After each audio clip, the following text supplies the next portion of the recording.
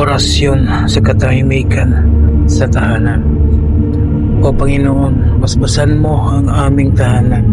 Huwag mong hayaang pumasok ang gulo at inggit.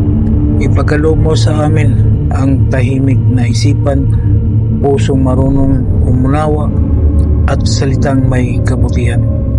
Naway maghari sa aming bahay ang kapayapaan, pag-ibig at pagkakaisa. Amen.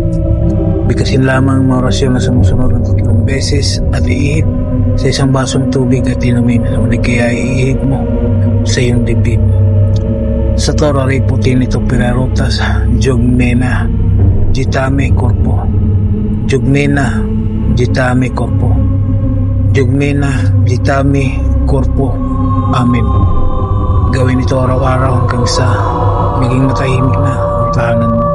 Maraming salamat sa mga tao na naniniwala at tumangkilik sa mga binahagi kong kaalaman.